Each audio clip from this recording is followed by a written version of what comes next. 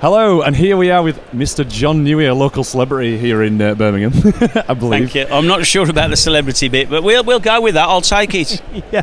So John has Summit Garage over in Dudley. We've known you a few years, haven't we now, John? Oh, yes. I don't know how many, actually, about 12, 15 years, something like that. Yeah, it's probably. I think I first probably met you.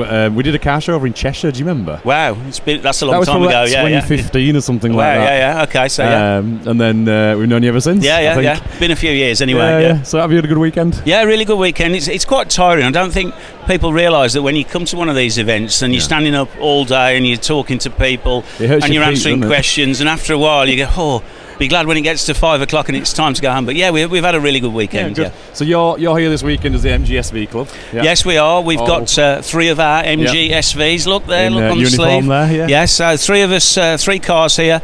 Several other people helping, including some of the young MG members as well. We try our best. Yeah.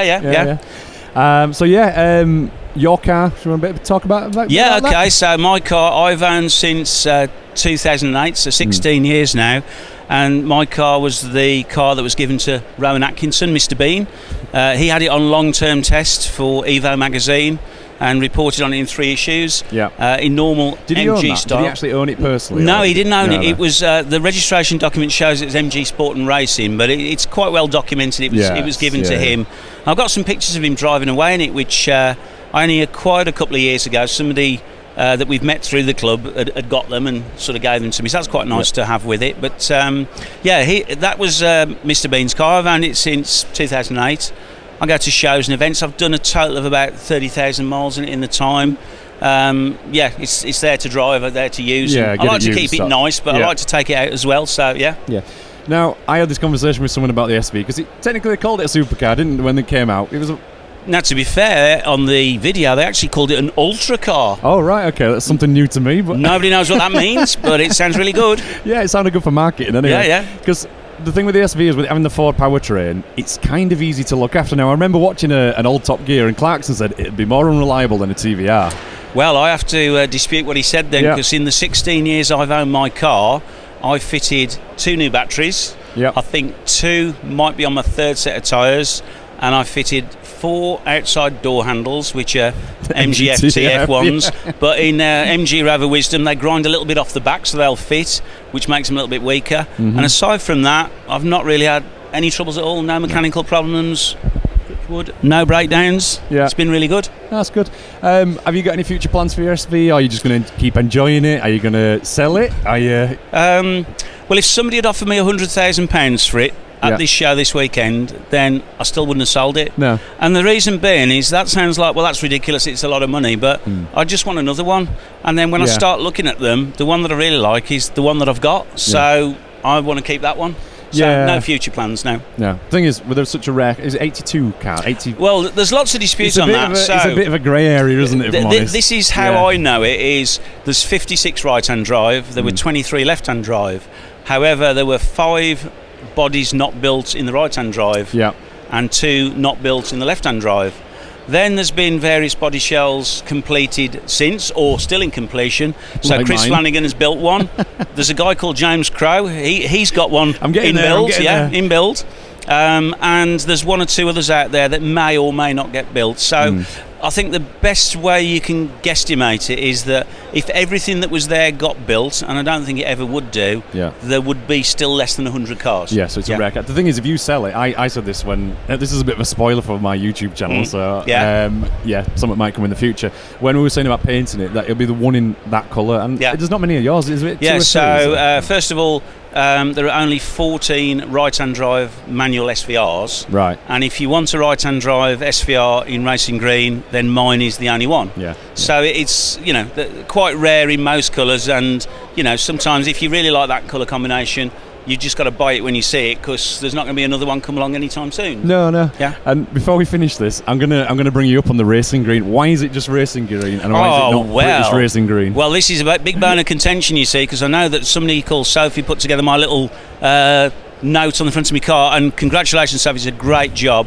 But unfortunately, taking the information from the MGSV club's data, it's incorrect. But there you go, that's how it goes.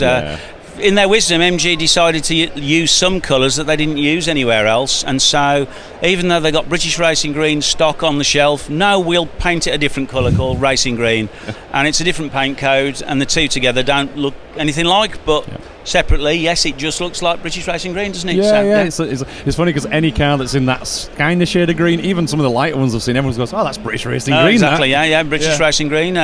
Over the years, we've had Japanese Racing Green and various other different types of things on Mazda MX-5s, but, you know, so I'm happy with it as it is. Yeah. Great. So, just last one we'll touch on, any events for the SV Club for 2025? Well, interestingly, in the last 12 months or so, we've officially formed the proper MG SV Club. Yeah. So, having gone from just a Facebook group and online forums, we're now actually officially club with chairman, treasurer, and a committee. Nice. And the idea is to put together a plan of events out there so that at least at the start of the year you can maybe see what it is that we can go to and be at. So there's stuff that we've done over the last few years, like Concours of Elegance at Hampton Court Palace. That's a good one that we did. That was a really good show. Yeah. It's expensive, but it's a good show.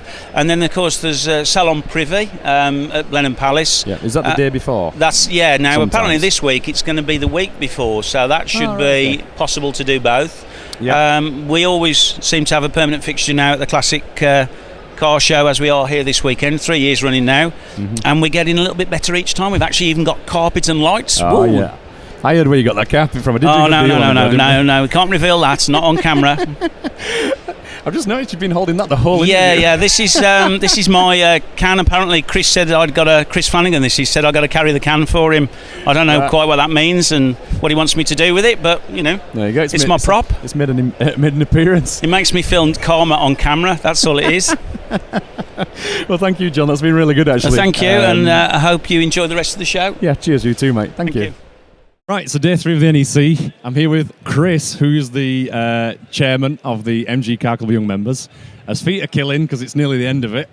And we're going to talk about rusty cars and some other bits. Oh. So, right, Chris, what are you currently driving? Oh, that's a long question. I currently drive 6 cars because I am an addict to rust, unfortunately. Obviously, shall I start with where it kicks off? Start from where you like, mate. How did you get into MGs at first? So, starting with my first MG. So, I got my first MG at the start of lockdown. After the first lockdown, but well into the start of COVID, as a COVID project with my father, which was an MGB GT LE. Nice. That was pulled out of a barn by my workplace. Yeah. And it was put up on Facebook, on eBay, at a very low £3,000, but no one was buying it. Was it the moustache bumpers? It was the moustache bumper. It must have been the moustache bumpers. Right. It is a rubber bumper, which is not to everyone's taste. Yeah. So it's a case of my dad at the time was sort of in negotiations to go back to work. Yeah. After the first lockdown, and it was a case of he spotted it as he went back into work and said, "Oh, that MGB's still there." Right. And my boss went, "Yeah, it's going to go to scrap because no one wants to buy it." Really? So it's a case of my dad went, "Oh, that'll be a shame," and boss went, "Why? Do you want to buy it?" Yeah. And he said, "Well, let's have a chat with my son and see where we go with it." So it's a case of he came back to me and said, "Do you want to do this? I know we've been talking about doing a kit car, but this might be something that's along the same lines." And I said, "Okay, let's have a look." Yeah. So we went and had a look at it, and we sort of totted up how much we want to spend and how much it's going to cost us to actually put it together. And we came up with a figure, and we very possibly a bit too cheekily sort of went back with a price of £1,000. Really? And said, Did they take that in the end? Well, my boss went back to the owner and said, "Look, someone's offered £1,000. Is that going to be enough?" Yeah. The lady came back and said, "Well, it's had 4 new tyres. Can I have an extra £200?" Bargain. Sold. So it was sold, and then yeah, it's a case of we had a look at it and had a look for it, and then we realised quite quickly that the mileage only read 11,500 miles. Wow, right, okay. So, yeah, it's a bit So I think we got ourselves a very big bargain. Yeah. We did have to take apart the engine and put it back together again because it had 2 stuck valves. Right. Okay. And wasn't turning over. That's something I've heard of before with MGBs. To be honest, when they sit. Yeah. Yeah. And it had been sat since 1985. Yeah. And was pulled out in the barn in late 2019. Yeah, okay. So it had been sat for a considerable portion of time. Yeah. I'll let other people do the math because I can't do it in my head. But yeah, that was my first foray into projects. Yeah. And I decided that project wasn't big enough or frustrating or struggling enough. So Okay. And then that's where it started and went uphill, downhill. I think it was a landslide of interesting taste. The next car I bought was a MGTF that I bought sight unseen on eBay. Is this the red one? I remember. Yeah, I think I saw it once, maybe. It was a solar red TF. I bought it on eBay for 400 quid. Yeah. 450 quid, I think. Bargain. Sold. I said to my dad, should I buy this? And he said no. I said, if I got it for 500 quid, would you say it's worthwhile? He said, yeah, but nothing more than 500 quid.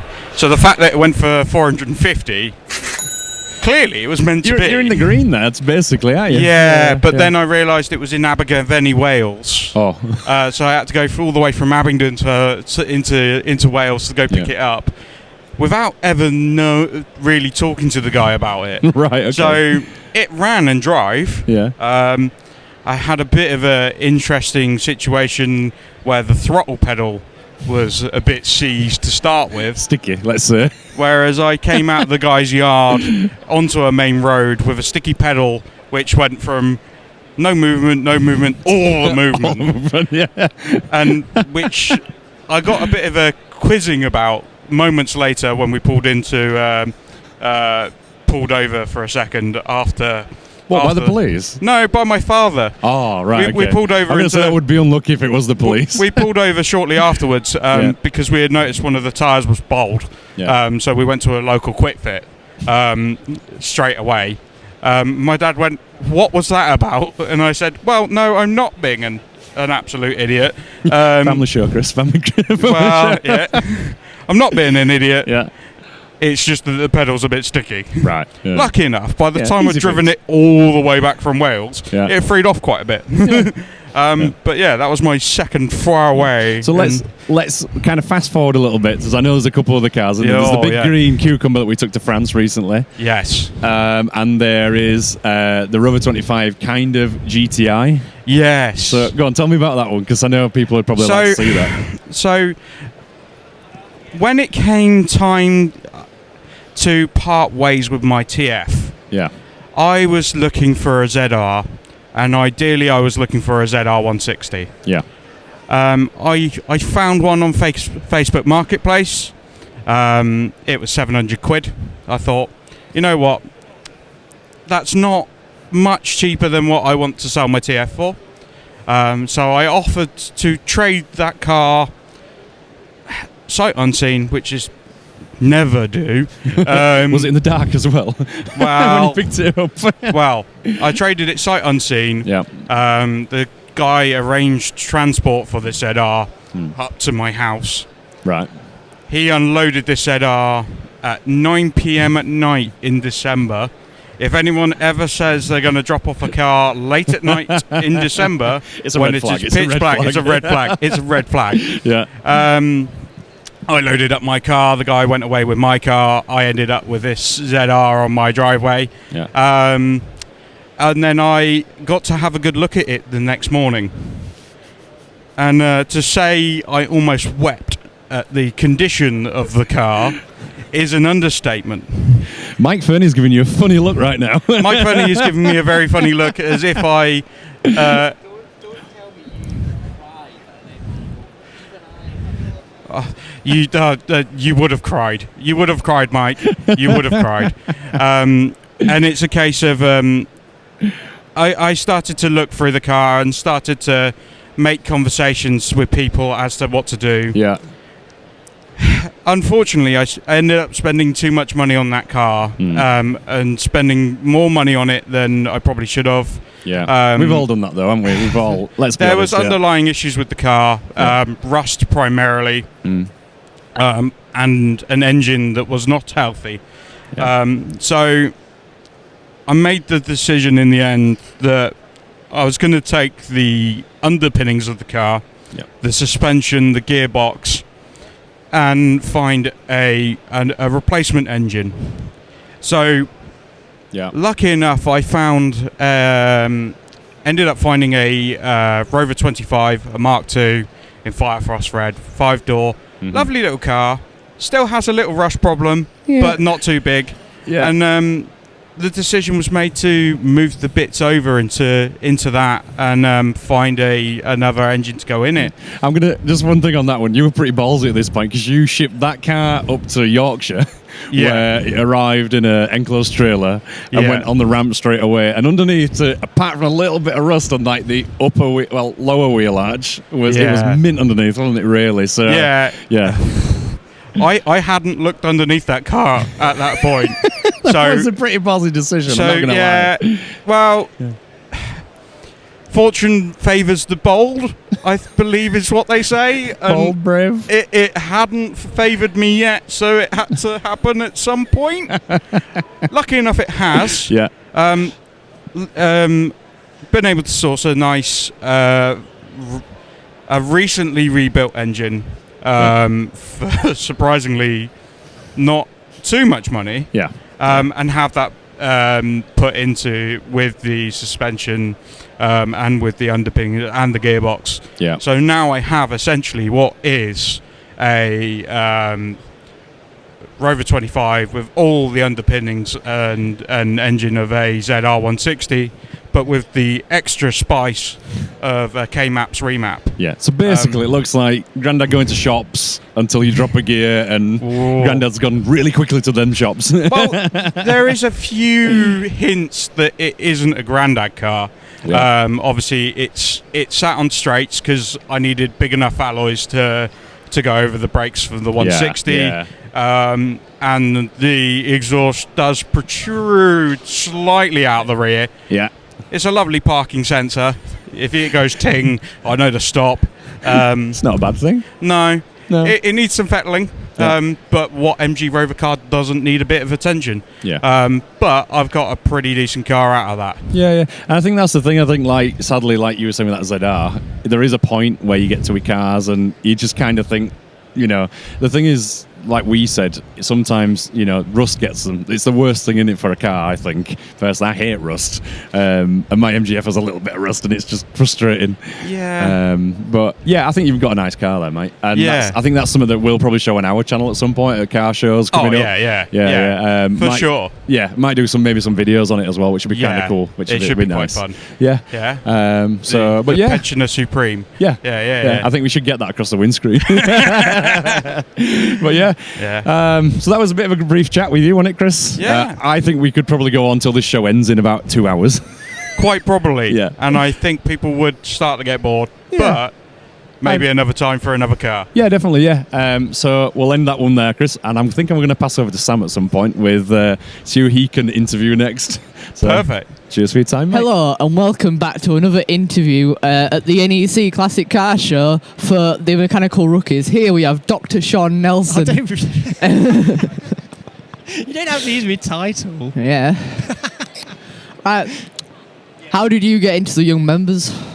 I turned up one day in this car we were here, and it was quite nice, so I stuck around. No, I saw it on Facebook that the MG Car Club had a young members branch. It was having like a little meet-up near where I was, and I had a slightly ropey old MGB GT that my uncle had left me, and it was roadworthy. I could just jump in it and drive. So I thought, I'll just go see what these folk are about, and I've never quite managed to shake them off after that. So here I am 5 years later. Right, now we're on the United Kingdom and Friends board. We certainly and are. We see you're from Cumbria. I am. Well, I'm not from. I live there now. Oh, well, I deal with the nuclears. Yeah. Oh, and you're a midget that identifies as an MGB GT. I certainly am, yeah, because we ran out of stickers in about 2020, probably. So, yeah.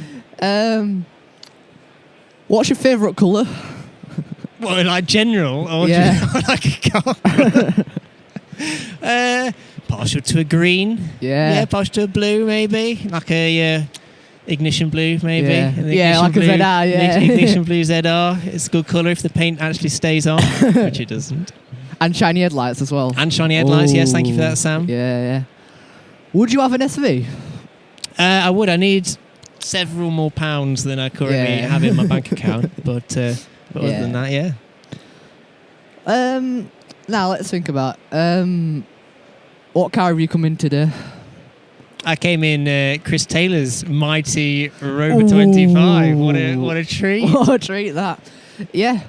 Has anyone interviewed you yet, Sam? Maybe I'm gonna like 180 this, and I'm gonna start interviewing you. Yeah. I'm gonna Uno reverse this. Yeah. Because you've got your ZR coming together now, haven't you?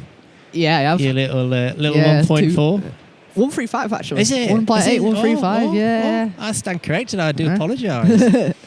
I wish it were a 160, but I didn't. I don't want to sound like a diesel. That's with true. Yeah. The VVC rattle. Oh, I quite like it. You know. Just, is my car running? Yes, it is. Yeah. We'll crack on. That's called my Trophy Blue Mark 1 that I tried to sell to Mike Fernie, but I didn't want 400 quid for it. No, fair enough. Yeah. How's it coming along now? Have you done the paint on it now? Is it? No, mechanical work is sound. There might be a video on there actually. Actually, no, there won't because I didn't film any of it. You kind of have to do that, to do a video. Yeah. So mechanical work's done, engines in, engines running. I did all that in a week actually. Yeah. Because there you are. I've got nothing better to do, guys. A fast turnaround if you get your work done by Mr. Sam over here. Right. Give us the timeline for it then, because you bought it for, was it £400? 250 quid. 250 British. When was that? Like 1st of October 2023. So it's still like current prices then. It's not like these old boys that would buy a car for I paid £3 for it. £3.50 and a bag of Haribos. Exactly, yeah. Yeah. I mean, so you bought it £250, £250, and it needed the what doing to it? It had holes in the arches, probably the size of a tennis ball. Oh, okay, slightly bigger than the usual holes there. Yeah, I mean, not discounting the wheel hole, of course. Yeah. Well, the holes in the wings, it was like an exhaust tip off a Subaru. Because they're like massive. Right. And then, what else? Oh yeah, the top of the wings had rusted off of the actual wings, and it is still connected to the bumper. Right. So we got there, and the bumper fell off, which wasn't very good. When you say I only paid £250 for it, originally it sounded like a bit of a bargain, but now I'm beginning to wonder why you paid any money for it. It wasn't. It should be at the scrapyard, really, but it wasn't, because... Was it like a canvas to develop your technical skills on it? Yeah, well, if I didn't have that car, well, I don't think I'd be here. Yeah. I won't be talking about it now, would I? No, very true. Yeah. I'll be talking about 160 with a knackered head gasket. Yeah, but it should be at this NEC show in March. Oh, yeah. Hopefully on... Z register stand maybe. One of them. It'll be here. Yeah. So you done the? Have you done the structural stuff yet? You done the holes, the Subaru holes. You've put it all together. Put the 135 in it with a K maps there you are. map on it. So it should be. It's not ideal for a recording. There's just some car alarms going on. They're just honking the horn. Well, we're recording. Yeah. Oh well. That stopped. Thank you. Never mind. We'll just do your ad read now, and then we can put it out. Yeah. So it's come a long way. All I need to do now is ABS sensors, which are a nightmare. I hate them. Do you need ABS? Some of them didn't have ABS. Do you need it? if I don't want to die, then yeah, fair enough. Yeah, so. And then what's your plan? You finish it and then just wait? Yeah, I have to wait 5 years, guys. Yeah, 5 years. Why don't you do that, what's it, Clubman track day stuff? Like put you to the little auto trial kind of. Yeah.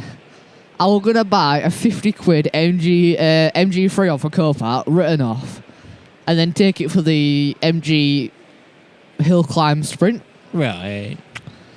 I will have to be 14 to do that. I'm 13 now, so yeah. Then I can sure do you that. Can save up £50. Yep. For then. Yeah. Sell my ZR. Yeah. No. Well, I might actually sell my ZR and get a BRM.